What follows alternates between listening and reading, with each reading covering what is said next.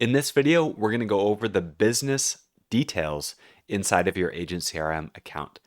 It seems pretty straightforward at first, just fill in the lines of text. However, there are some things we want to be aware of as this does directly relate to phone registration later on. There is a third-party regulatory board that does review the submissions, and if this information isn't accurate or up to date, it could cause issues later on.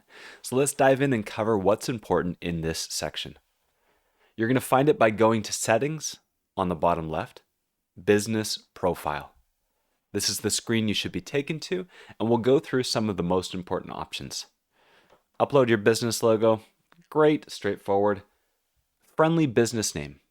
This name here is reflected inside of your account on the top left. So if we ever ask you, what's your account name? This is the place that you update it. If you change your name here, that's really the main place for it.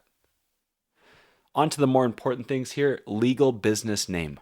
Now, the most important thing here is that we're referencing official business registration. That might be EIN confirmation. There's a form called CP575. Essentially, when you register, you give your business a name, and if your name is Will Winter Insurance, LLC, whatever it is exactly on your documentation must be put in here. So if you have documents to reference, that would be a great asset. Business information and more. Any questions or anything that you want to troubleshoot, definitely drop into a quick fix support call. So fill in the information to the best of your ability. Same with the business information. Whatever is on your registration documents, fill that in here. Now, it's tricky if you've moved and not updated your government registration.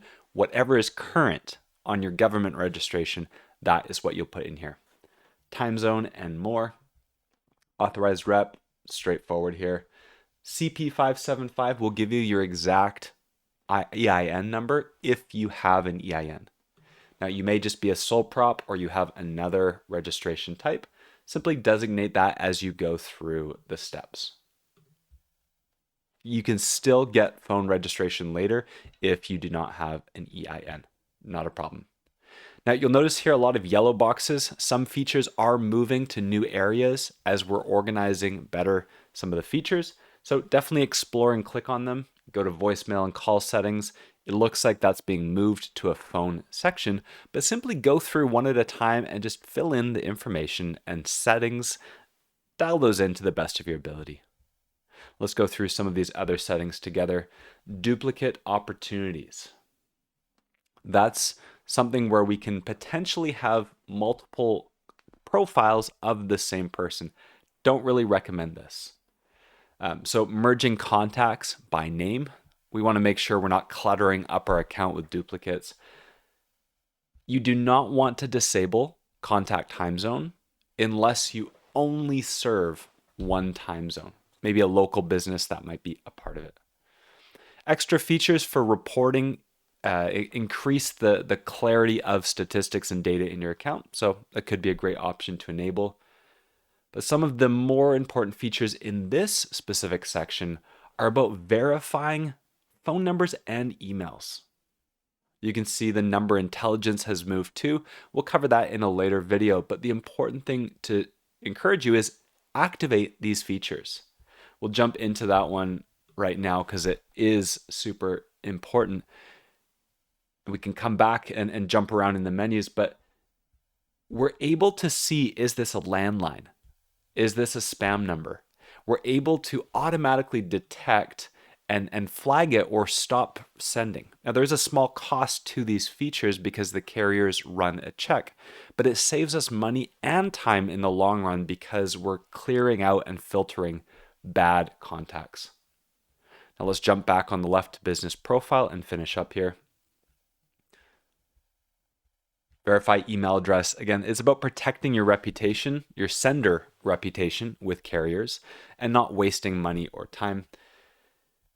We don't want to allow duplicate contacts unless you are doing a one-time import of contacts You can turn it on and then turn it off after. This would be helpful if you have multiple contacts with the same email address. If a husband and wife, different policies, different contacts, but they share an email address, this might be one situation where you want to enable this feature.